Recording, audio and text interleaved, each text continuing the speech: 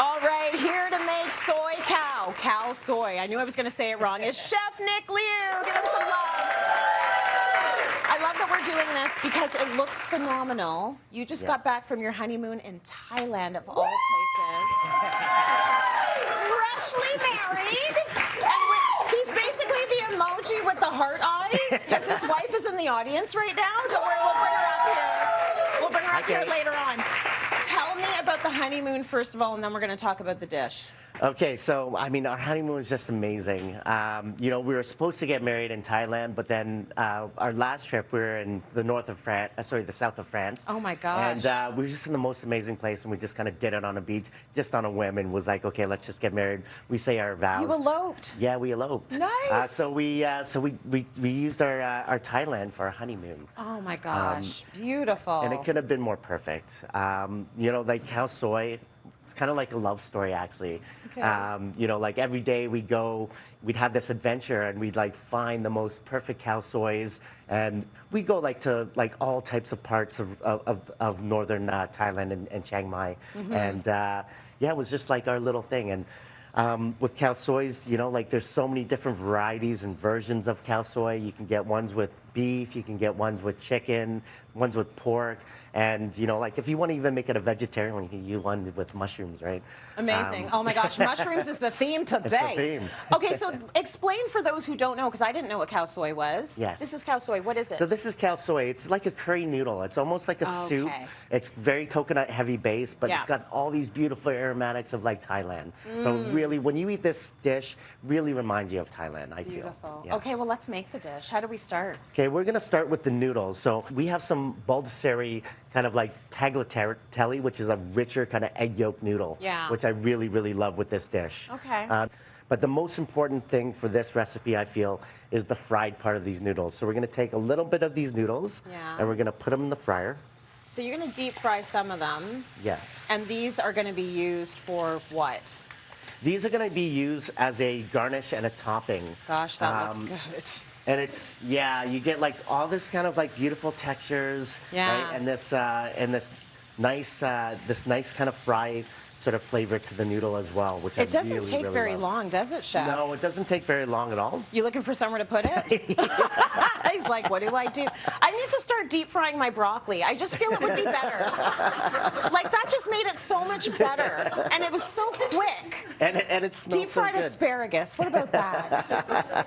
Okay, so we're done the deep frying of the noodles. Yeah, What's so our we got next the noodles. step? Our next step is the coconut oil, right? So you can either use coconut oil or you can use veg oil. Or if you want to make this kind of very traditional, you can make your own coconut oil. Ooh. And the way that you do that is with this recipe that I've given, right? The rest of you're going to use 2 cans of coconut cream. Yep. So it's 1.5, and you can use the other half of the can, right, to make your coconut oil, right? Wow. And you're just going to put it in the pan. Yeah. I've already started it off here.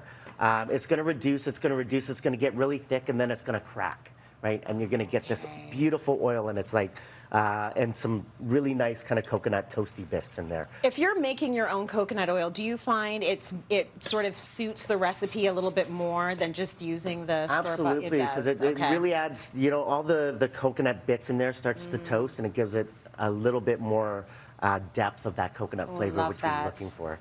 Okay. So next up. So next up, we're going to add our yellow curry paste and our red curry paste. Okay. So the yellow curry paste gives it a little bit more of these kind of roasty kind of spices, and then the red curry paste gives it a lot of that fresh spice of of Thailand. And you can already smell that kind of really starting to go. It's going to be flavor heavy, which we love. It's going to be beautiful. I'm also going to add some ginger in there. Good. Because originally the recipe does have a lot of ginger in it. Yeah. And these pastes don't actually have much ginger in them. Obviously, this is a recipe that takes a little bit of time and a little bit of, timing of the pots. You got all the burners on right now. So I'm not even going to ask if this is a weeknight recipe that you can throw together on a Monday evening. This might be a little bit more special. It's a little bit more special, but you would be surprised how easy this recipe is to make. I mean, you do use everything that you have. Is it so easy that you could finish it in the 2 minutes that we have left? No. Okay. But, We'll get as far as we can. Yeah, but so we've got our curry paste roasted, and we're gonna add our chicken stock. Beautiful. And our coconut cream. Oh, yeah. This is what's gonna make it really nice and rich and That's creamy. the key. This is If the you're having key. Thai food, right? Yes. You need that creamy coconut flavor. And then I'm gonna season it with some fish sauce and some palm sugar. So this is coconut Okay. sugar. Oh, You can use okay. brown sugar as well if Yeah. you can't find this. And we're gonna add our chicken legs. And this is gonna take about like 30 minutes, right, to cook the chicken legs. And Yeah. while that's cooking, it's gonna get like all beautiful. That sauce is gonna get into the chicken. So I've already got a batch already made for us. Oh, thank goodness. Whew. Okay, while you played it, because is that where we're at now? Yeah, that's where we're at. I feel like I want to bring your wife up here. Can we do that? Yeah, for sure. Kate, come on up. You're the pro. You ate this all over Thailand. Come on in here. So I love that you were on a mission.